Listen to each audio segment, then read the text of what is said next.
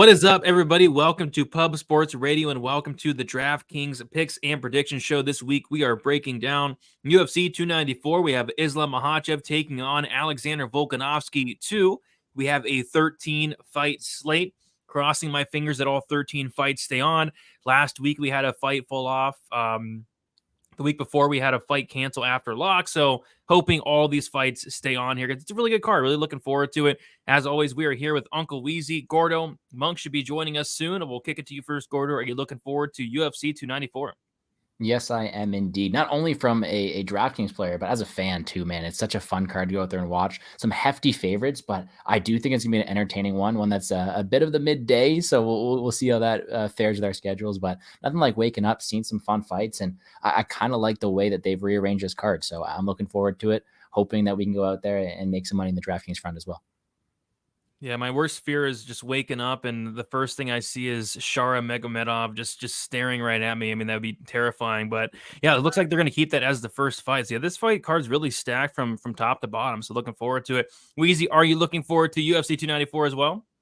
Yeah, it's a phenomenal card. You know, the last two cards have been mid-level kind of, but this one, I mean, from the first fight on, it's just littered with stars. A lot of handsome men on this card too. You know, I mean, Makhachev, Chimaev, Ankalaev is like a model. I mean, like, so, you know, if you love that Dagestani neckbeard, this is the card that you really want to be watching. A lot of handsome dudes, a lot of really good fighters, a lot of high-level fights. I was trying to find a fight to fade this week. I was like, oh my God, man, this card is just littered from top to bottom with really interesting fights. So I'm interested to see what you guys have to say as well this week. Yeah, it should be a fun one for sure. Before we get into it, if you guys could please do us a favor, like the video, subscribe here to Pub Sports Radio. We go live every Wednesday, 9 o'clock p.m. Eastern Time, at breaking down some DraftKings. If you're watching on the replay, leave us a comment. It does help as well. But first, we are going to shout out the chat. We got Truth Teller, first one in here. We got Buffalo on the Beat, Olajuwon Dream. We got Dixon Cider. We got Luis Rodriguez as well. What is up, everybody? And why is there no women? There are a couple women on the card. We have Jinyu Fry and Dudakova. So we do have a couple on there. All right. I say we get into it. And as always, we're going to start with the fight to target. We'll kick it to you, Gordo. What is your fight to target for UFC 294? Ooh.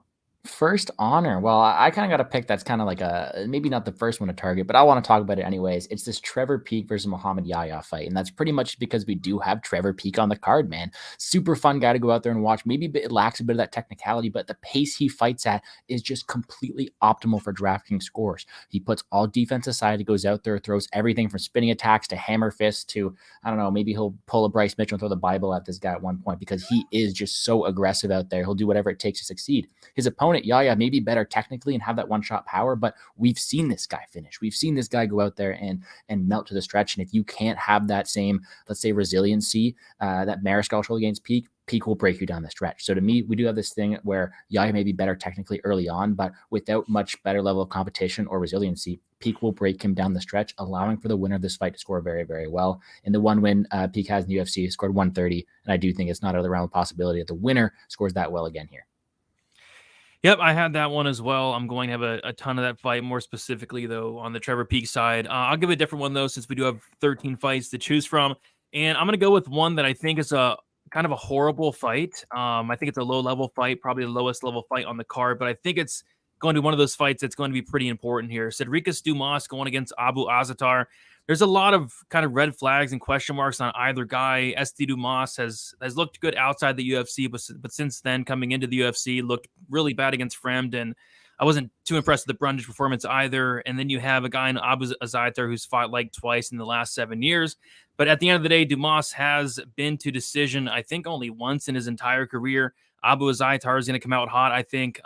This fight, I think, does finish at a decently high clip as well. So at these price tags, mid-range, I don't hate either side in this one. But again, a pretty ugly fight. Weezy, what is your favorite fight to target this week? I think a great one to target this week is Mokaev versus Elliott. Tim Elliott, over a massive sample size of fights in the UFC, is averaging 4.34 DraftKings points per minute. That is an insane pace. That's a ton of grappling, a lot of up and down, A lot of punches landing, a lot of knockdowns in his fights as well. So, and Mokaev is averaging 5.15 DraftKings points per minute. Both of these dudes scramble. They attempt a ton of takedowns. They fight at crazy high paces. So it doesn't matter whether there's a finish or not.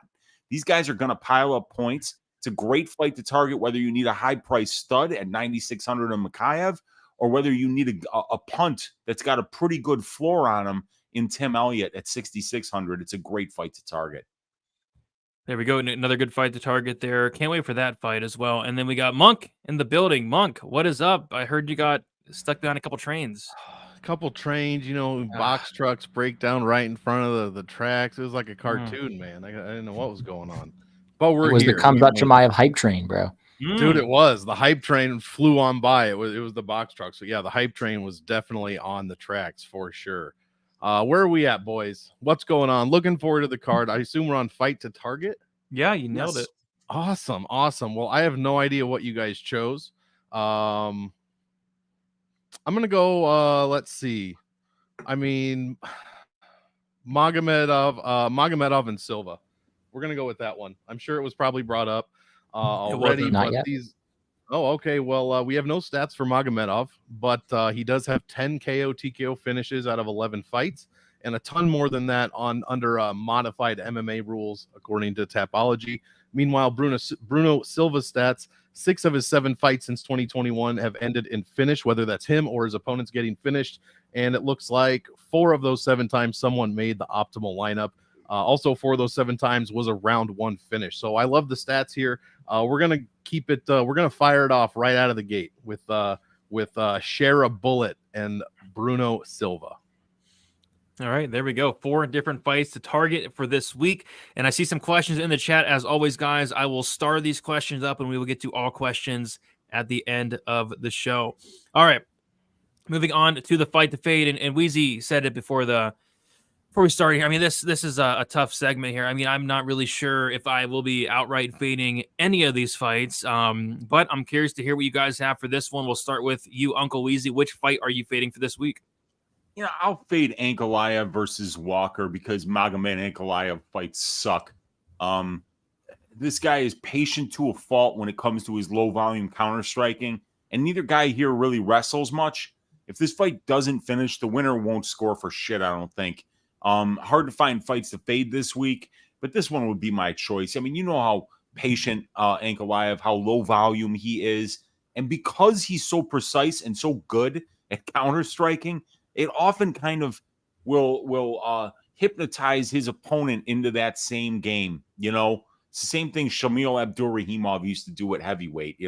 Just kind of like really slow down the fight, bring it down to his pace, and excel, landing 1 or 2 strikes a minute. So, yeah, I think it's a good fight to fade. I mean, I know Johnny Walker fights are very dangerous to fade in general, but remember against a similar opponent in Thiago Santos, what happened? I'm sorry to bring that memory of that fight up because it's definitely one that scarred a lot of MMA fans. Just a quick little story here. I was in Florida visiting my dad, and instead of like catching up with him on our lives because we hadn't seen each other for 4 months, I was like, you got to watch this Thiago Santos Johnny Walker fight. These guys are awesome. One dude's got a sledgehammer tattooed on his chest. The other guy throws like the craziest kicks you ever seen. This is going to be a car crash. And we sat there not talking to each other, not catching up for 30 minutes. And like my dad, like at the end of the 3rd round, was like, the fuck is this? What do you, this is a good fight, and it made a prick out of me. But, and I think that Ankalaev could wind up, bringing Johnny Walker into that type of a fight again. So I wouldn't be surprised if that happened. If it does, it's a great fight to fade. Yeah, I'm kind of seeing it the same way. I mean, that's the fight I'm least looking forward to on the entire card. I mean, Magomed Ankalaev is probably the most boring fighter out there. Gordo, which fight are you going to be fading this week? Yeah, that's one I had a bit of fade ownership as well. And another one I'm fading a bit this week is Nurmagomedov versus Gafurov this week. To me, if I had to choose any of the ones, this one, especially at the price points we have here, isn't one that rates out as good as the one around them, especially if we consider the fact that in fights that are not ending in round 1, Nurmagomedov scores are 76, 59, 68 in his 3 wins that have come outside of the very first round. He doesn't really have the best score ability over decisions, right? He has that good ability to go out there and finish fights early on, but aside from that, not much grappling equity, not the most amount of volume, and is content to go out there and score 70-point decisions. And at 8.8K, same as in between Chimaev and Makhachev, that isn't necessarily going to go out there and win you the 200K up top in these tournaments. So for that reason, I'm fading that one. Flip side of things, I do think that Nurmagomedov is able to stifle the offense and go out there and keep Gafurov at range, allowing him to win this fight more often, making it so Gafurov at 7.4K isn't as appealing either, making this a fight that I just don't have as much ownership in as the fights around him. Yeah, I went with that one as well. Yeah, it's just hard to get to Nurmagomedov. There we go. Like you said, the guys around him. This is a guy where he's never been finished. His opponent's never been finished. I think it more than likely does go the distance. I would have to pick that one to fade, if anything. But yeah, nothing else really sticks out to me. Monk, which fight are you fading for this week? Yeah, I agree there. I'll take a shot on a third one. Might not be too popular, but we're going to go Javid Basharat and Victor Henry, a slight fade here. I just think Basharat's a bit too expensive for the output that he's been putting out. That was a bit redundant, but you know what I'm saying here. 82 points per win is all we're getting from Basharat. So you look at his individual stats here. He has been trending up, which, you know, Gianni would love. 65 is what he put up against Jones, 83 against Gravely, and 98 against Mendonca. All 3 of those numbers are under 100 points, which is definitely what we need here. I believe he's 9,400 this week.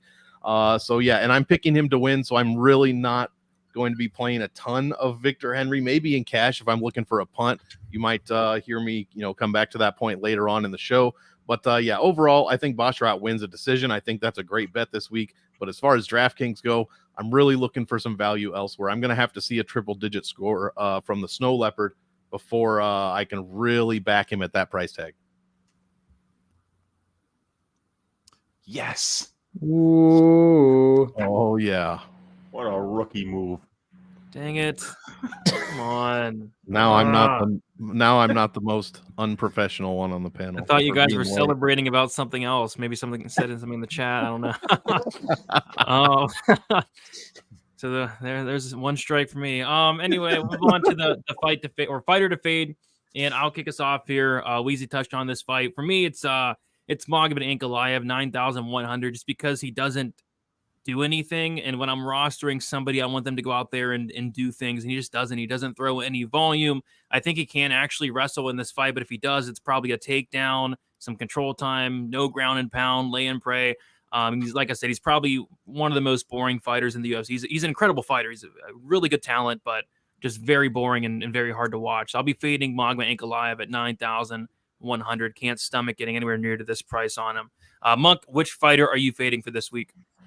Yeah, honestly, I like to pick guys or girls towards the top of the salary range for this category. And I'm just going to quickly touch on Basharat again. I mean, he's just not scoring enough at 9,400. I know I just said that, but also he's only allowing, less than 2 points per minute overall. So just not a ton of scoring going on Basharat fights. The only issue is here, I mean, like I said, he has been trending up a bit on scoring, so maybe he's getting a little bit more active the further he gets into his UFC career. But bottom line is, again, I just got to see it first before I can trust it. At the 3rd highest salary overall, you're passing up. If you put him in, you probably can't play Aliskerov. You can't play Mokaev, Jubilee, Ankalaev if you're into that sort of thing. It's looking pretty tough there. So I'm looking for value elsewhere. Is it because of the nickname or? No, I like the Snow Leopard. I like. You do? Okay. Yeah, I think it's not decent, bad. But I'm with you on in terms of not playing much of Basharat this week myself. Gordo, which fighter are you fading this week? I hate to be repetitive here, but it's Basharat for me as well. 9.4K. He's someone who I just don't think has as much finish equity or really long-term volume to go out there and outscore the people around him, right? You look at Aliskerov, you look at Mokaev, even Jubilee, they have favorable matchups that are supposed to end inside the distance. One where, yes, they are big favorites, but they have historically put up good drafting scores. Basharat, 9.4K, his wins scored 98, 83, and 66. Is that going to be enough to be on the optimal lineup considering people around him? I don't think so too often. Yes, of course, there's a world where Basharat's able to match Henry's volume and go out there and put up a decent score, but I don't think it's as plausible as the other people around him. I think he is really limited to his style. And although he is the better technical striker in this matchup, I do think it's a lot closer than people think, and one that is going to be contested on the scorecards, meaning it's not really going to have the same finish equity as the people around him. I'm fading Basharat 9.4. All right. And Weezy, tell us why you are fading Basharat. Oh, no, I'm fading the same fighter that I'm going to fade. Actually, my bit is going to be to fade this fighter for the rest of the year. Every week, even when she's not on the card, you have to fight. You have to fade Jin Yu Fry. Every single week. She is the, look, I'm just going to say, look, hey, we're fading Jin Yu Fry this week, every week for the rest of the year, just to remind you guys how terrible she is at Draftkings. She's a decent fighter. She's 2-4, 2-5 in the UFC. She's got more wins than she's got losses, but in DraftKings, she's cancer. She's scoring 2.03 DraftKings points per minute. In her 2 UFC wins, she scored 65 and 71 points. She's an easy fade, not only this week, but every single week for DFS. Just to remind you, this is the kind of fighter that we have to avoid. And not only that, Dudakova's got a really suffocating grappling game as well on offense. So 2.03 DraftKings points is her median. She might be scoring 0.75 DraftKings points a minute in this fight. So Jin Yu Fry, the weekly fade for the rest of the year. Yep, sounds good to me. I'm definitely not playing her. All right, let's move on to our favorite dog. On this card, we have a ton of favorites. I think the closest line fight is the Trevor Peak fight, where Peak is minus 165, minus 170. And I've literally seen nobody take Yahya this week. So, yeah, lots of close fights, or lots of not close fights. No dogs really sticking out to me for the most part. Gordo, any dogs you like in this week? Not dogs that I'm going to like to a very, let's say, big extent in terms of I'm going to pick them. I think they're lock plays, but dogs where you can go out there and get some value. And let's go all the way down to the bottom of the price range to talk about Tim Elliott. Again, not someone who I think goes out there and wins the fight a lot of the time, but considering he's there at 6.6K, he's going out there and he's fighting at a very, very high pace that allows you to go up there and get these high scores we've talked about. Being the lowest salary, someone who is very, very consistent in his scoring, he has landed a takedown in each one of his 9 fights and has historically been a very, very good ability to go out there and land takedowns, right? In doing so, he's gone out there and he's scored 117, 96, 97 in his last 3 wins, as well as putting up 45 points in each one of his last 3 wins, something that could be very, very live at 6.6K. Again, not something where I see him going out there and winning this fight 67% of the time, but he's able to contend. I do think he's able to go out there, land, maybe contend on the feet as well, go out there, maybe land some reversals in his own right, and in doing so, could put up a decent floor in a card that is just stacked with favorites. So if you give me someone like Elliott to get me 40 points and allowing me to get to the higher end of the price range, I don't mind him as an underdog in your lineup.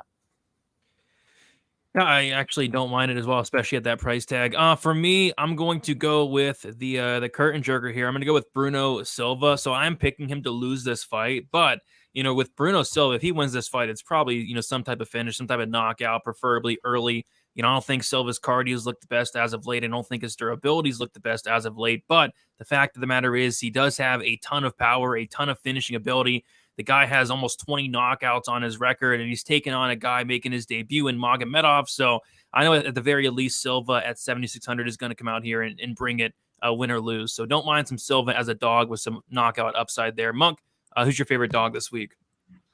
Well, I had both those guys on my list, and I don't know how I feel about this, because just like you guys both made the disclaimer, I am not picking this fighter to win, but the potential value could be there. Alexander Volkanovski, the main event.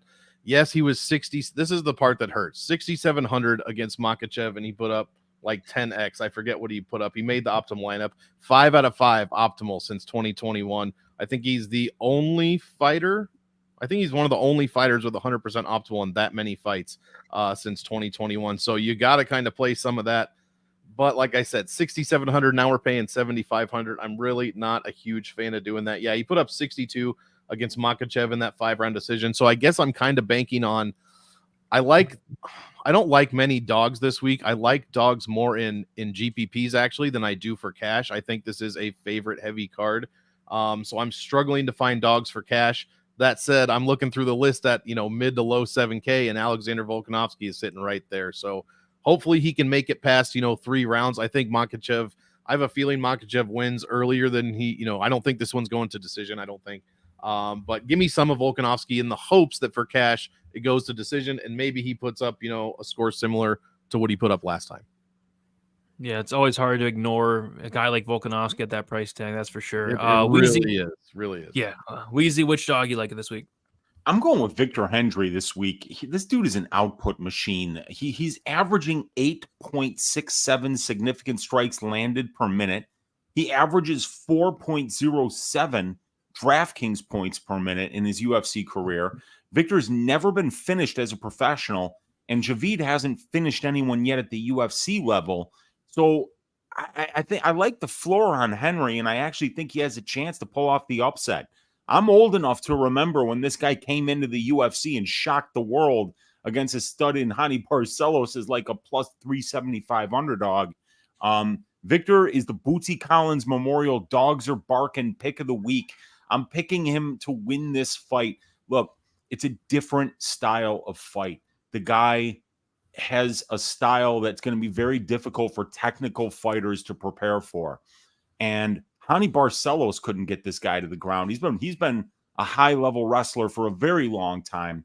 So I think that Victor's going to stay in this dude's face, get right in that pocket, triple up the volume that Basharat throws, and the guy's got a crazy chin. He's very durable. I think he's going to make this a really dirty fight. I think he's going to look a hell of a lot better than what his money line says he's going to look this week. So I like Victor Henry a lot. And like I said, great floor because of the durability and the output.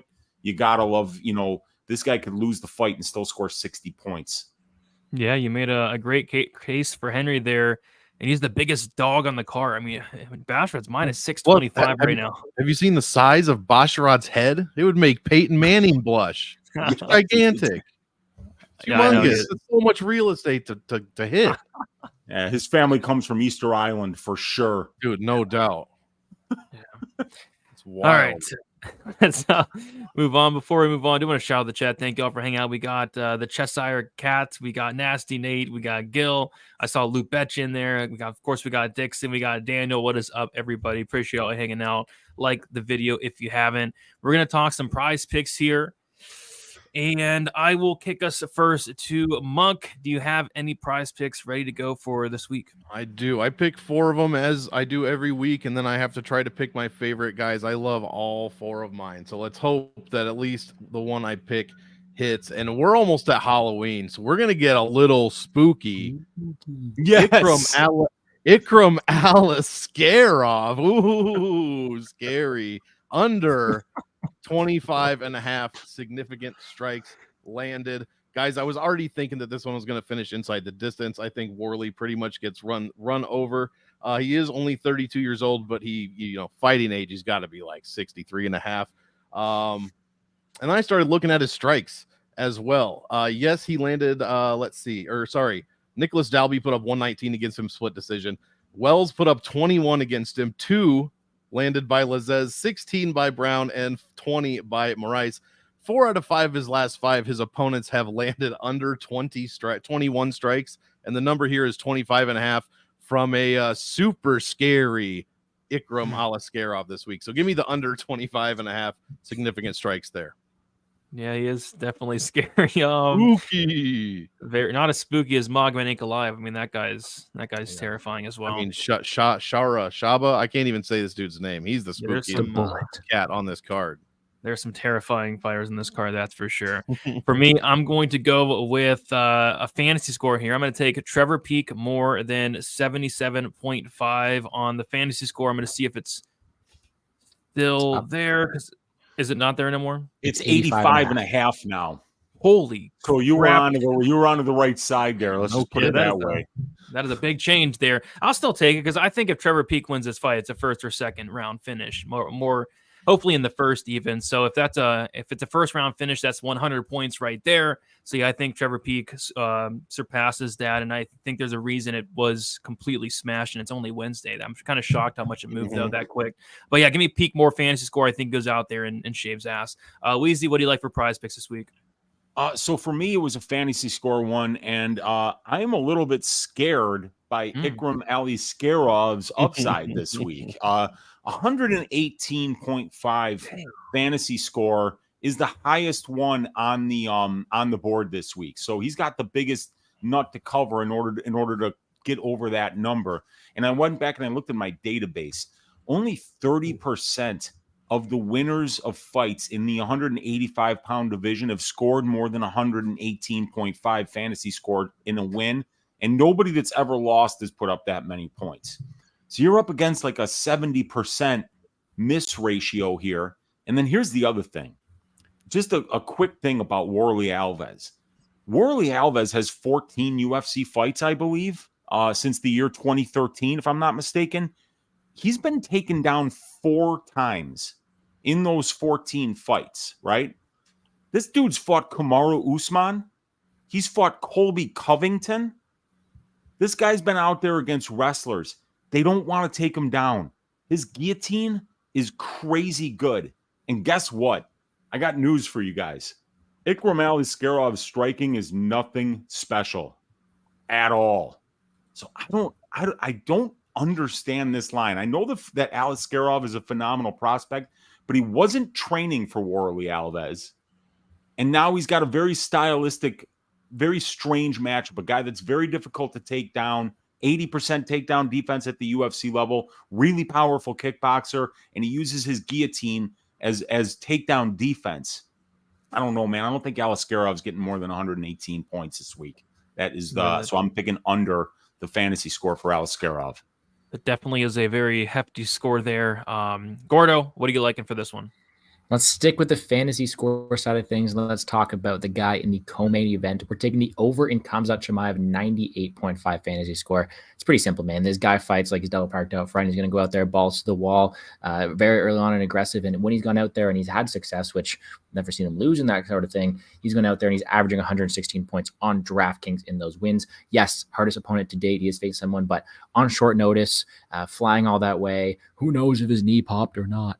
This is something that I do think Chimaev is going to have the advantage out there. And I do think that if he wins this fight, he's going to score very well in doing so.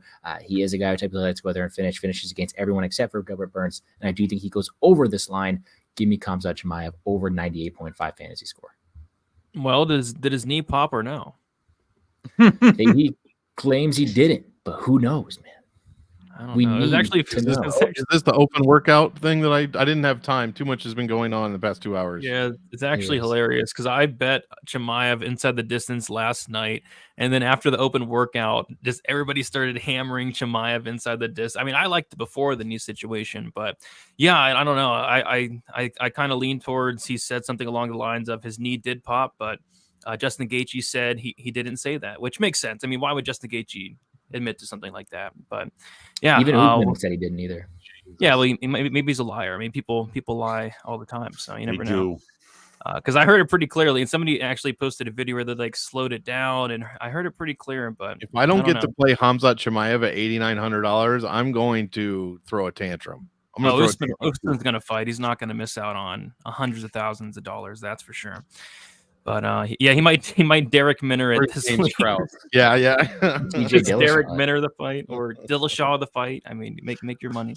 All right. So yeah, we'll move on. Then those some good prize picks plays. We're gonna start with our favorite GPP play. And speaking of Khamzat Chimaev, I mean, yeah, Khamzat Chimaev 8,900. It's not too often you see this guy at a very generous price here at 8,900. Going against Kamaru Usman, obviously a major step up in competition, but there's a lot of things going against Usman here. He's taken this fight on very short notice. I don't like that. He's now 36 years old. He's a guy that has dealt with a lot of injuries as of late. I think Khamzat has multiple ways to win this fight. If he is able to take Kamaru Usman down, I think he styles on him. I don't think Usman has anything to offer on his back.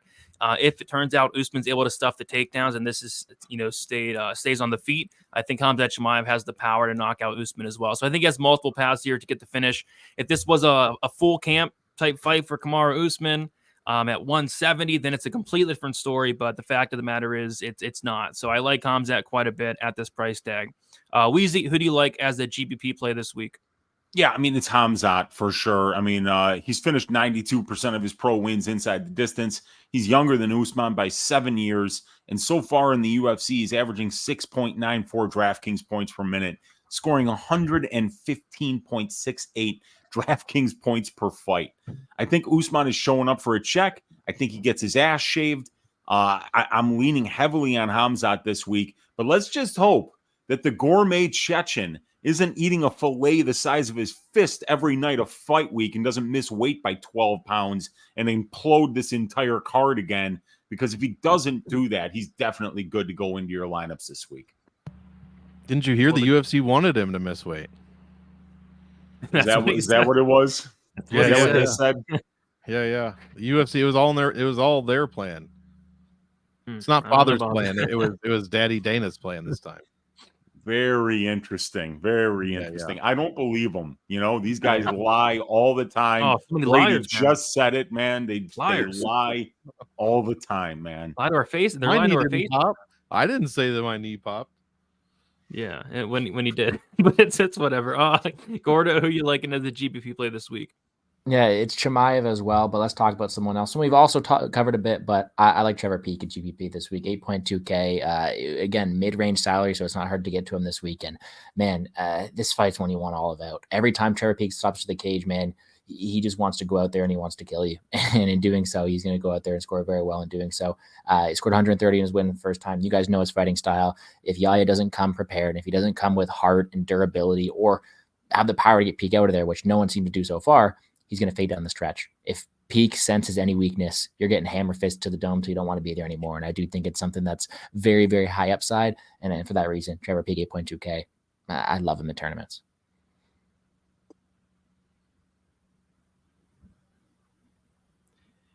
My bad. Monk, what do you like for GBP this week? I was just staring at your mouth. I was like, is it moving? Is he muted again? Hilarious. Obviously. Chimaev, love Chimaev this week. But I'll go different. Islam Makhachev. Honestly, I already briefly touched on it. I think he gets it done in a little bit more efficient fashion than he did the first time. This is a short notice fight for Volk. We're not in Australia this time. Possible, a surgery that he's coming off of. So I'm as big of a Volk fan as there is, but man, also, up a weight class as we all know. So yeah, I'm going Makhachev here. Outside of that last Volk fight, he put up 120 almost against Oliveira, 107, 101, and 116 and a half are his last 4 fights before the Volkanovski fight. So very good DraftKings score for the most part. And I think we're getting him. We got him at 9,500. Like we have to pay more for Volkanovski this week. Obviously, that means we get Makhachev at a much cheaper price, $8,700. So yeah, I'm loving that for Makhachev this week. Nice little discount there. So yeah, we're gonna move on to our favorite cash plays. I'm gonna stick with the Islam Makhachev love here. Yeah, like you said, Monk, 8,700 for Islam this week. I like it. I like it a lot. I'm a big fan of Volk myself. One of my favorite fighters, but he's taken this fight on super short notice, flying all across the world, just had surgery recently. There's a lot of things going against Alexander Volkanovski, and we all saw the last fight. It was a competitive fight, but, Islam clearly went out there and won the fight. And then just due to the fact that, there's so many things going against Volk, I think Islam probably goes out here and makes it look, I don't want to say like easy, but, maybe a little bit easier than the last fight did indicate. I think there's takedown upside, control at them upside, potential finish upside as well. But, at the very least, I think Islam can go out there and put up a pretty big score at this price tag. Really love this price for Islam this week. Weezy, who's your favorite cash game play? It's got to be Makhachev, right? At this price, we get him so much cheaper this time. If Volk pulls this off and he beats Islam on 11 days notice, then yeah, we'll look like fools. But I love Makhachev in this spot. This rematch is so much friendlier to him on much better circumstances this time around. It's a 5-round fight. Islam scoring 3.89 DraftKings points per minute, and he scored 94.11 points the first time they fought. If this weight cut goes well, I think he'll be able to wrestle more this time around and score even more points. At 8,700, he's definitely value this week for your cash game lineups. It's just such, I looked into it. Like, this guy had surgery July 16th or July 19th was the article that I read, saying that he just went in for his elbow surgery. Doctor's orders from the elbow surgery was he could not even train for 6 weeks. So that means that takes you to September, the beginning of September, when Volk could actually finally train. And if you think that this guy's walking around at 160, 170, you're out of your mind. This guy's walking around probably about 195 pounds. So he's going to have to cut something like 35 pounds in 10 days. And it's not like he's a heavyweight doing that. This is a featherweight, who's moving up to lightweight to do that. That's a ton of weight. He's got to fly like 10 hours away from where he lives to take this fight on short notice. Didn't even know he had the fight in, like 8 days ago. So yeah, it's just too much to ask for him this time around. So much better of a matchup this time around for Makhachev. Yep, right there with you. Monk, what do you got for cash play? Yeah, love Makhachev for the reasons you guys mentioned and what I mentioned for GPPs, but I'll just turn the table again and go. I hate doing this, but honestly, go right back to Khamzat Chimaev, man. I mean, for cash, this guy is probably going to be in almost all of my lineups, especially my main one. Every single one of his fights over 100 points. I mean, what else do you want? He's undefeated. 100% takedown defense. You guys already mentioned it. Usman getting a little bit older, just dropped 2 in a row to Leon. He has 0 knees at all. So yeah, I expect hopefully a few takedowns, a lot of control time, and what I love to see for DraftKings, guys, ground and pound, especially with the ferocity that Chimaev brings. It is just repeated punch after punch after punch on the ground, and that's exactly what's going to happen. That's 0.4 points every single time he connects over and over and over again. So that shit adds up a ton, and that's when we see some gigantic scores. Last thing I'll say, I already talked about his salary savings. Average salary since 2021, 9,500, guys. That's 600 in savings. We're likely not going to see Chimaev this cheap. I don't know, till he fights for the title, and depending on who has it at the time, maybe we don't see him this cheap for a while. So give me Chimaev in cash. Yeah, I think we're all right there with you. And then I think Gordo, who do you got for cash this week? Yeah, for me, it is going to be Makhachev too. So let's talk about someone different. Let's give a little love to the ladies this week. Talk about Dudakova at 9.2K. I think she is still very green. There's still a long way for her to go, but she's getting someone in front of her who's not going to pose as much of a threat as other people are in this division, right? She's getting someone who she's going to have the ability to go out there and utilize her strength and youth and wrestle her to the ground here, allowing her to have some takedown upside. In addition, on the feet, although I don't think Dudakova's orb is damaged that well, Frey's not going to go out there and land a flurry of punches, right? She's a very slow striker, not the best. And as Weezy mentioned, not someone you're going to play on DraftKings at all. Then on the flip side, Dudakova is going to have the ability to go out there, either dominate with her wrestling or go out there and score very high in the process. I think she has one of the highest floors on this slate because she should win this fight a lot of the time. And in doing so, has the ability to go out there, land takedowns at will with some decent contrarian play as well. But for me, it's Makhachev, but Dudakova is a fun one to mention as well. Yep, I like that Dudakova call there. All right, we'll move on to our favorite value play. We'll see if we can find some value on this chalky slate. We'll start with our Uncle Weezy. Who you liking for some value this week? He's not actually in my lineup this week, but I mean, come on, Trevor Peek at 8,200. That's crazy value. I mean, you're talking about usually you have to get, you're paying up in the 9,000s to get somebody with that kind of finish upside. And it just so happens that his opponent has been finished in all of his losses. And when you watch the tape on him, turns out this dude loves to get hit in the face. It's happening all the time, I mean, when you love to do something, you do it as often as you can. And when you watch Muhammad Yahya, you say like, wow, this dude loves to get hit in the face. And Trevor Peek really loves hitting dudes in the face. If you haven't noticed by watching his fights, he doesn't just do it like it's business. He does it with an enthusiasm that you want to see out of an $8,200 fighter in DraftKings. So, yeah, I mean, my lineup went a different direction this week, but Trevor Peek's tremendous value at 8,200 this week. Yeah, I think there's some solid value plays, or you can make a case for a lot of value plays. Like I think Khamzat Chimaev at 8,900. There's a ton of value there. Islam Makhachev, a ton of value there. But I went with Peek as well, 8,200. Yeah, I mean, there's been money just pouring in on Peek throughout the week. He opened up as a pretty decent dog. I think it was around plus 150. I think it was last week even, plus 150, plus 140, plus 130. Now he's minus 160. I think a lot of people are on him.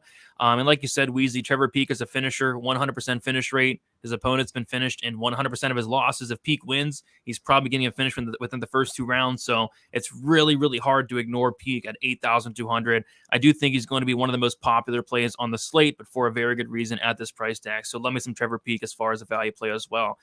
Gordo, who you liking for some value this week?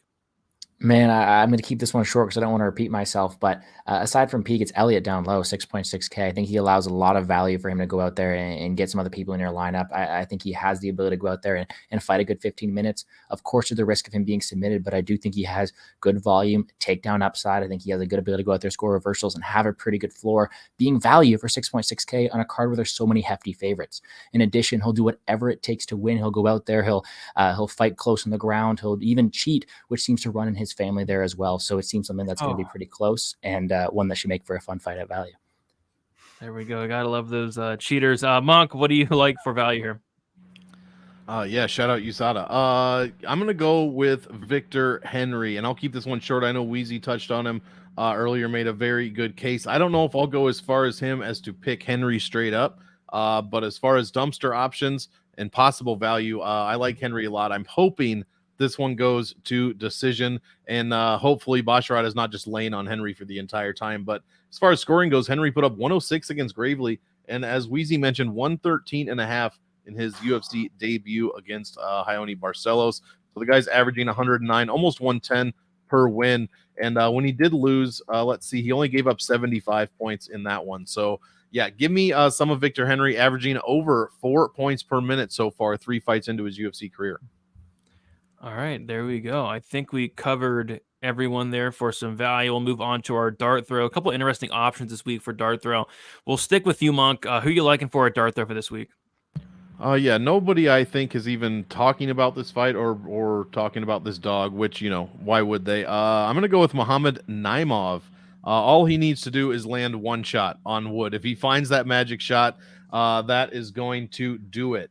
So yeah, for basically that reason and that reason alone, and the fact that there are not too many other dogs, like I said a few times this week, that I'm interested in, give me Mohammad Naimov here.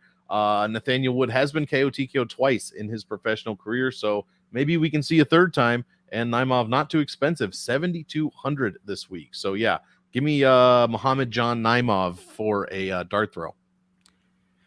Yeah, I mean, if he wins, it's probably a knockout. I don't mind that. For me, I'm going to take Jinyu Fry here at 7,000. I'm just kidding. I was like, what? Wasn't she 9,000 like her in her last fight? How funny is that? Can we just reflect on that for a second? Funny. But no, I'm not 9K. taking. I'm not taking Jinyu Fry. Who I am taking though is one Warlley Alves, 6,700. I think he loses here.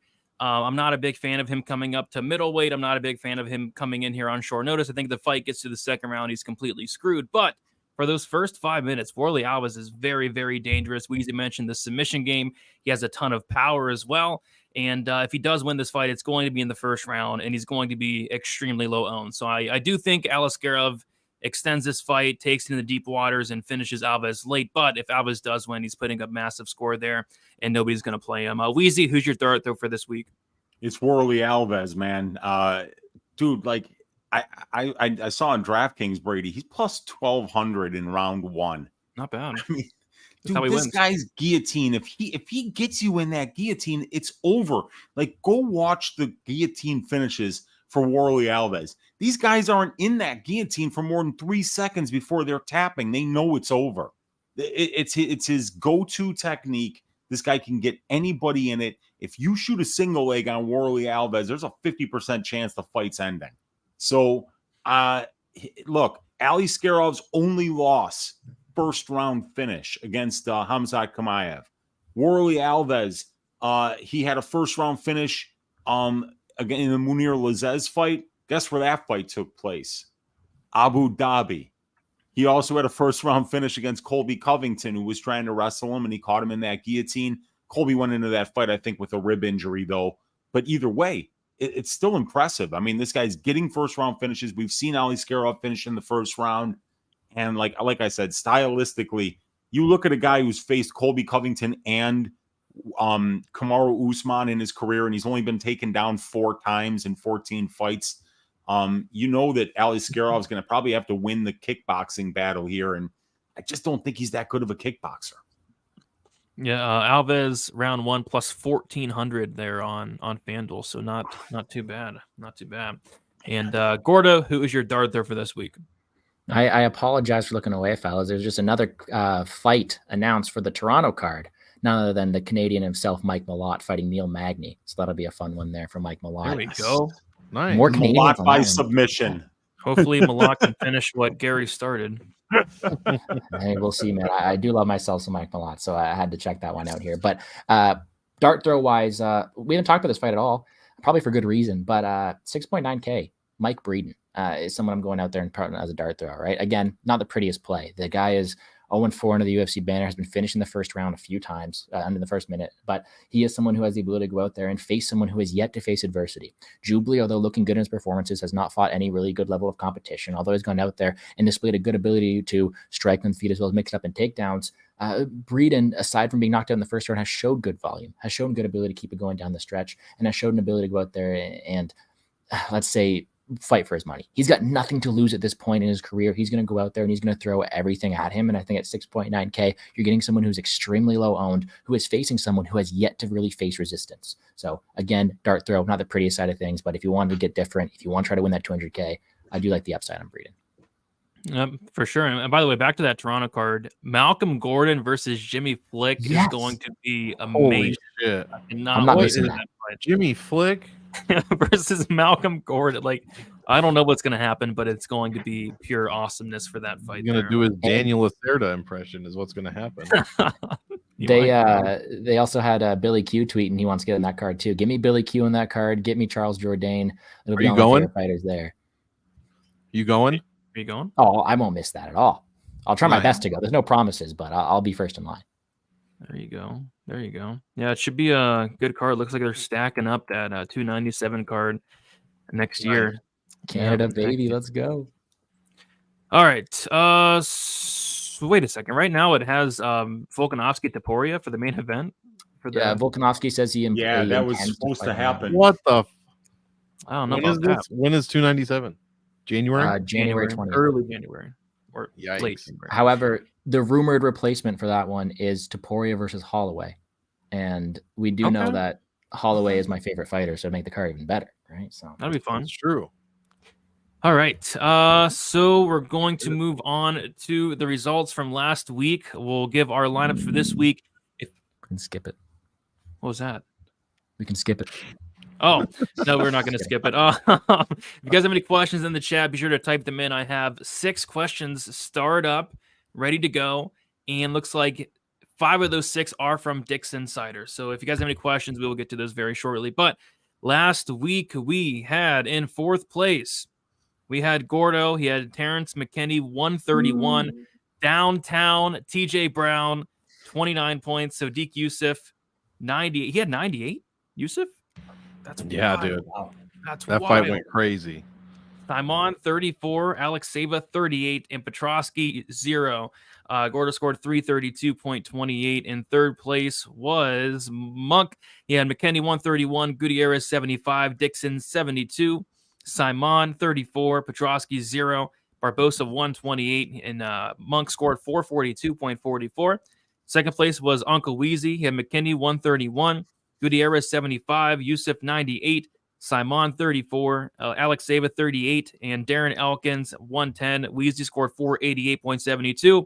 Then in 1st place myself, I had Terrence McKinney 131, Tanara Lisboa 76, Melissa Dixon 72, Andre Petrosky 0, Barbosa 128, and Darren Elkins 110, scoring 519.94. So yeah, really good week for us as a whole, I'd say. I think it was a big step up from what we did the week prior. So that's good. Back in the right direction there. And we have a new leader. We have in 4th place, we are in 36 cards in. I think we have 7 cards left. In 4th place, we have Uncle Weezy. He has 14,022 DraftKings points. In 3rd, Monk, 14,162. And 2nd is Gordo, 14,751. And then 1st is myself, 14,881. Me and Gordo have been kind of flipping back the last couple of weeks. It's been close, but I was able to catch him last week. But we have 7 cards to go, so still a lot to go here. But yeah, lineups for this week. The last 2 weeks, we've been giving the same lineup, so hopefully there's some differences here. So we'll that start means with I should start because You can there's start. there's some super sus activity, as what's his name said. sauce. week Yeah, ago. something with sauce. Yes. Very I couldn't saucy. believe you guys pulled all 3. I watched the video back and I was like, holy shit. Yeah, yeah. All right. Do you want me to start? Yeah. Yeah. I'll where did it go? Oh shit. Just give me one. Of course, I'm not prepared. Here we go. Ikram Aliskerov. Everybody ends with V or starts with V. Khamzat Chimaev, Islam Makhachev, Bullet Magomedov, Alexander Volkanovski, and we'll round things out with Victor Henry. All right, we Power have of the V this week.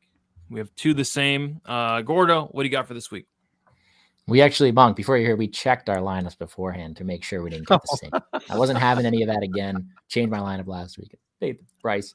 I will stick with Makhachev and Chimaev. We will also take Nathaniel Wood. We haven't talked about him. The Bullet Magomedov, Trevor Peak, and only one underdog this week, and that is Tim Elliott at 6.6. All right, we have 4 out of the 6 the same. I'm going Chimaev up top. I'm going Islam Makhachev up top. I'm going Dudikova up top. I'm going Trevor Peak in the mid-range. Dumas in the mid-range, which is probably my least favorite part of the lineup. And then down low going with Tim Elliott at 6,600. Weezy, what is your lineup for this week? All right, up top, we have got Mohammad Mokaev, Victoria Dudikova, Khamzat Chimaev, Islam Makhachev, and then down below, we got Victor Henry, and we got Warlley Alves. Wow. All right. Let's see how we do for this week. But now it is time to get to some questions here. This one can go to Uncle Weezy. It's our guy Dick's Insider. He's saying, are they bringing back Vajislav Kisiev for the Abu Dhabi card? Which fight should he be assigned? Oh my gosh. He should definitely, yes. We're bringing him back for the Abu Azaitar Cedriques Dumas fight. So somebody can die in the cage. You know, we all know Vyacheslav is bloodthirsty. As a professional mixed martial artist, he was 0-7. So, you know, he likes to see other dudes get served worse than he does. Then he goes home to his wife and he's like, you always told me to quit fighting. But that guy, in the fight that I was reffing, Benoit Saint Denis, he got his ass whooped worse than I ever did. That's like why he does that. You know, he's a miserable human being, but I think we should forgive him. I think it's time to bring him back. And I think he should be reffing a fight that I have absolutely no bets on. Do you think he takes credit for Benoit Saint Denis' toughness going forward? Gross. You think he's that big of an asshole? I think that's he the is. Real question. He's like, if I didn't give him that beating, if I didn't let that happen, this dude would never have beaten Thiago Moises. Yeah, and plus he's a social media star too, Vyacheslav Kisiev, I believe. You know, so I think we got to bring him back. Well, I don't agree with any of that, but next question. This can go to Monk. Question: If it's a draw, can we fade or stack the main event? I don't think so, because you don't get any of those delicious, sweet bonus points, baby. You got to have those bonus points, at least one side. You know what I'm saying? It's got to have at least those extra 30 points. As you heard me say, I currently stack the main event in my lineup. I don't know how much I like it, but Volkanovski fit in the last spot, so I kind of put him in. I don't know how much I like the stack this time. Last time they fought, Volk made the optimal at 62 points and 6,700, while Makhachev only scored 94 points, so he did not make it last time. So could be interesting. And we got Luis saying, "What's up, fellas? Uncle Weezy showing love to all the guys." Yeah, that was when I was saying, when I was commenting on how many handsome dudes there were on this card, you know, and yeah, I'm showing love to some of the guys, some, you know, from afar, not touching them or anything like that, but, you know, we were here showing love. Look, if you don't think Magomed Ankalaev is a handsome man, then it's not me that has the problem. Yeah, you got less eyes than Bullet Magomedov, if that's the case. Monk just said it. Preach, brother. Okay, this one go Gordo. Gordo's not got a question yet. Gordo, do you see the Ikram fight going past round 1? I think they think someone is getting finished in the first round. That's what of course, you're going to go in there and you're going to think as well. I think it can go out of that first round. You know, of course, Warlley Alves is going to go out there and fight with fight-ending intention early on. Of course, anytime he steps in the cage, it can end early. But to me, man, when I'm watching the way that Aliskerov strikes, and yes, he was able to knock out Alves last time, but I do think it would be one where he wears him down to get a later finish in this one for Aliskerov. And for that reason, it doesn't mean that it necessarily finishes in round 1. I do think it's expected to finish round 1, if I'm not mistaken, but I could see it being a round 2, round 3 finish as soon as Alves' gas tank wears out. And Alves has been finished in that second round a lot of the time. Yeah, it looks like it's actually favored to go to the round 2, according to FanDuel, minus 138 for the fight to start round 2. But yeah, I'm kind of seeing it the same way. Warlley Alves has never been finished in the first round. It's always been in round 2. So I kind of lean it towards it getting finished in like round 2, round 3. Unless Warlley Alves does win, then it absolutely is in round 1. This one can go to Uncle. Yeah. And let me just say that I saw minus 110 for fight starts round 2 for Aliskerov Alves on DraftKings earlier today. I just wanted to comment that Alves got 14 UFC fights and 12 of them have started round 2. Wow. So it's a massive trifecta bet on my prop template. They love minus 110 for the fight starts round 2, and I might be betting it. They have it on DraftKings right now at 110. Let me look at it because I'm on FanDuel. On FanDuel, it's like minus 138. So yeah, that's a big difference. It's on my prop template at minus 110. That's where they opened it. I don't know if it's still there, but if it is, I'm probably going to bet it after the show. Yeah, I like that. I like that a lot. But yeah, Weezy question, is Johnny Walker the TJ Brown of the card? They have the same terrible haircut, okay tan, and suspect fight IQ. That's a good comparison. Man, it's like, when it comes to bad IQ, TJ Brown is Anderson Silva, and Johnny Walker is like Sage Northcutt. You know what I'm saying? Like it's a big difference here in terms of skill, in terms of making dumb decisions in the cage. Do you see Johnny Walker with a downtown tattoo across his back? No, you don't. Do you see Johnny Walker doing commercials for Cupid's lingerie in Arkansas? No, you don't. So put some respect on TJ Brown's name. When it comes to fight IQ, he is the GOAT, and everybody else is just playing for second place. Fair enough. That is fair enough. It was so funny on Twitter last week. The people that bet TJ Brown were like, this guy has terrible fight IQ. Like, obviously, yeah, we know. They're like, he's making so many mistakes. How can I bet this guy? Yeah, that's what he does. I'll answer this one. Can Jinyu Fry up a win? I think due to COVID would have to like royally F up for Jinyu Fry to win this fight. Every time Jinyu Fry wins a fight in the UFC, I'm honestly surprised because she doesn't have any output. She doesn't have any grappling. She's just kind of there. So, I mean, due to COVID, had to really drop the ball for Jinyu to fry up a win here. Let's see what else we got here. This one can go to Gordo. We got Dixon saying, thoughts on Chimaev, TKO round 2 and round 3. I'm thinking Chimaev is going to ragdoll Usman, but he's too proud to get submitted or manhandled. Talking about Usman for 15 minutes. He might pull a fake rib injury like Woodley doctors stop. So he's talking about, do you think Chimaev gets it done early or late, basically, or by decision?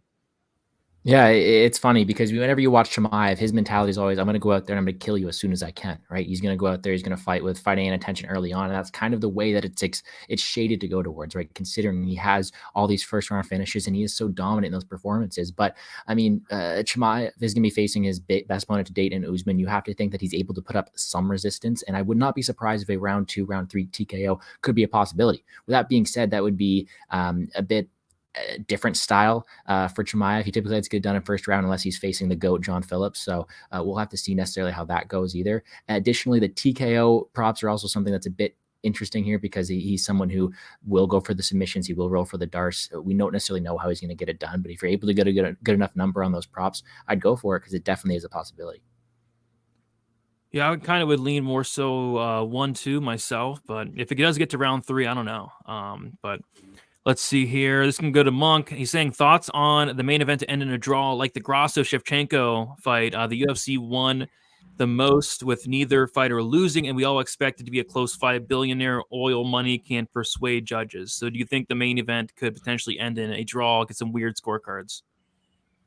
I don't think so. I personally, that would insinuate that Volkanovski would have won more rounds than Makhachev, because if there's any judge fuckery, it's going to go to Makhachev, right? Because we're in Abu Dhabi this time. So yeah, I don't think so. I don't think he's going to need help this time. Not this time. I've said I don't think he's going to need help as far as the judges go in this fight. I think this one's is less close than the first fight, to be completely honest. But no, I would be, like I said, I'm a huge Volk guy. I want to see somebody win. I want to see somebody retain the title in a proper way, not no WWE draw bullshit. That was so awful with the Grasso and Shevchenko. So I'm hoping not. And like I said, I don't like that outcome for DraftKings either, with no bonus points. Yeah, same. I don't think anybody likes that. We got Hakata Police. He's saying, will Jubilee's performance be mild, medium, or spicy? I'm not sure what a spicy performance would be. I would kind of lean towards medium, maybe a little bit spice on it. Not a big curry guy, are you? No, not at all. Oh, but okay. I'd say medium with maybe a little hint of spice in there. And then Weezy, please use your smell-o-vision and tell us if you can smell the fraudulence, a la Victor Vinicius Salvador. Vinicius Salvador, inventing from Jubilee. A lot of people think Jubilee's a big giant fraud this week. Weezy, curious to hear your thoughts on it, because you do tell whenever somebody's a fraud.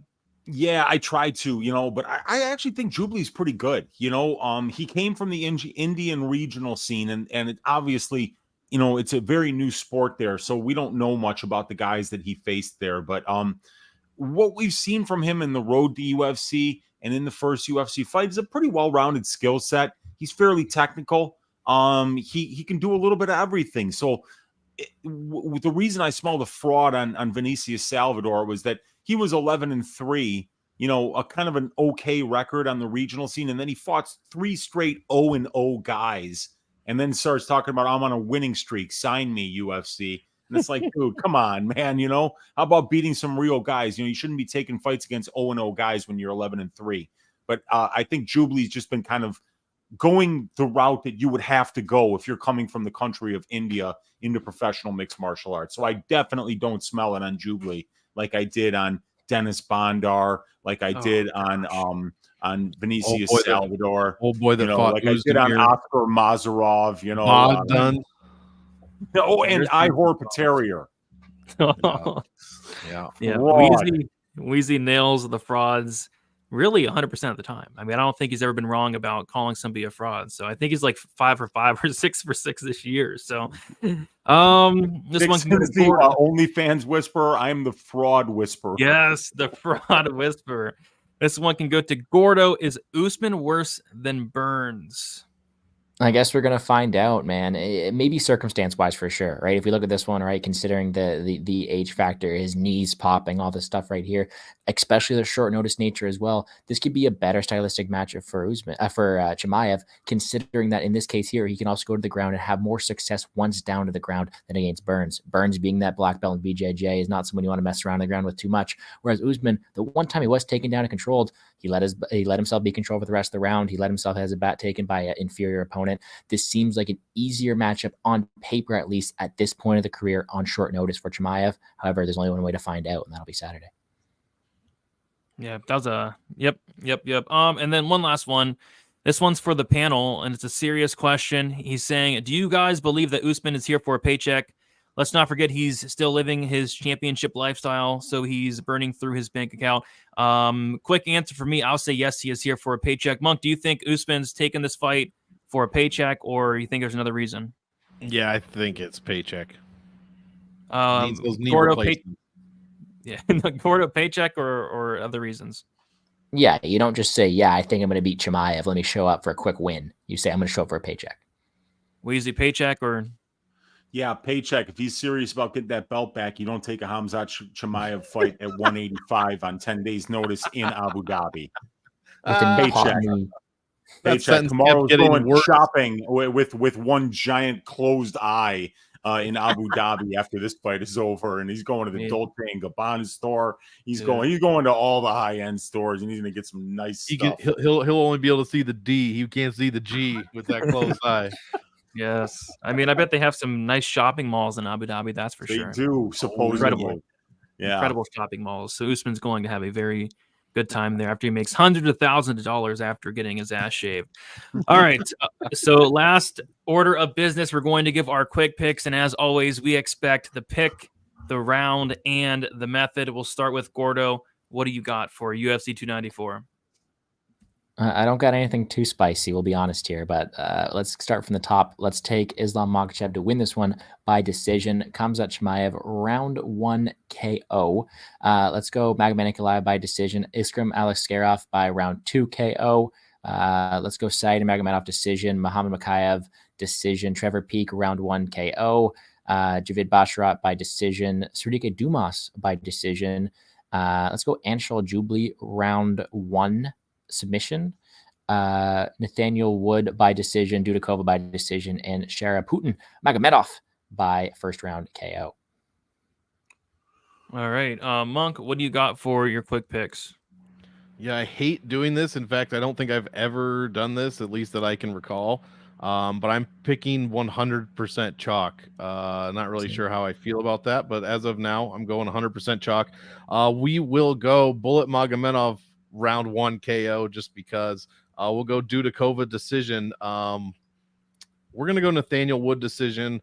Jubilee round 1 knockout. Dumas, we're going to go decision there. Basharat decision. Trevor Peak round 2 KO TKO. Mokaev decision. Nurmagomedov decision. Aliskerov. Ooh. We'll go round 1 finish just because that would be great for my lineup. Ankalaev, we're going to go finish. We're going to go round 2 finish. Johnny Walker, one of the worst chins on the card. Khamzat Chimaev, we're going to go round 2 finish. We'll go submission there. Actually, no, we're going to go ground and pound. And then we'll go Makhachev by finish. Round 3 submission. All right. For me, I'm going with Magomedov KO2 to open up the card. Dudakova decision, Wood decision, Jubilee KO3, Dumas KO3, Basharat decision, Peak KO1, Mokaev submission 3, Nurmagomedov submission 2, Aliskerov KO2, Ankalaev decision, Chimaev KO1, and then Islam decision. Weezy, what are your quick picks for this week? I got Islam Makhachev by decision, Khamzat Chimaev by first round submission, Magomed Ankalaev by decision, Ikram Aliskerov second round submission, Said Nurmagomedov decision, Mohammad Mokaev first round submission, Trevor Peak first round knockout, Victor Hendry decision, Cedriques Dumas all around good guy by decision, Anshul Jubilee decision, Nathaniel Wood decision, Victoria Dudakova decision, Sharaputin Magomedov all around good guy decision. All around good eye.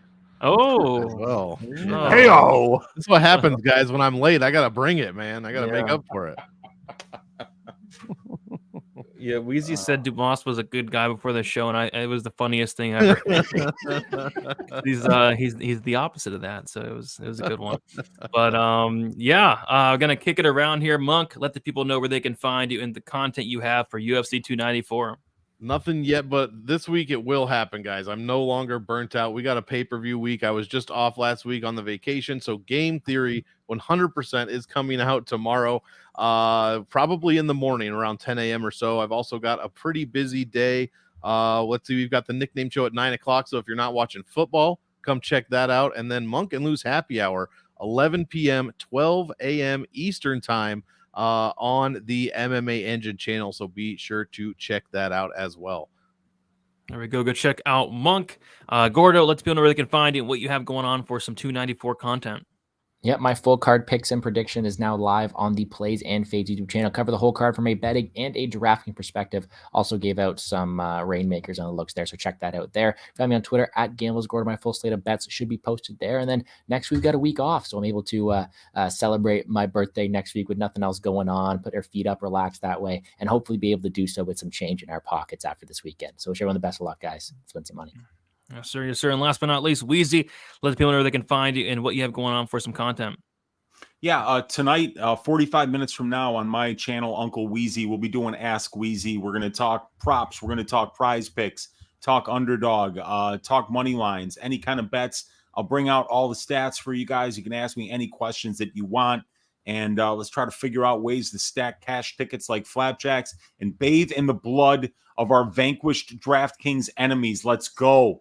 Let's go. Thank you all for joining and watching. If you guys could leave a like on your way out, subscribe here to Pub Sports Radio. Will we not be back next week? We'll be back the week after for a Sao Paulo card, which is going to be very fun. Derek Lewis, Jonathan Almeida, which should probably not be sanctioned, but we're going to watch it anyway. 10,000, our first ever $10,000 salary. Yale Almeida. I mean, what an unfair matchup. But yeah, so be sure to check us out then. And guys, best of luck for UFC 294. Enjoy it. Should be a very fun card, early card. And yeah, guys, best of luck. See you.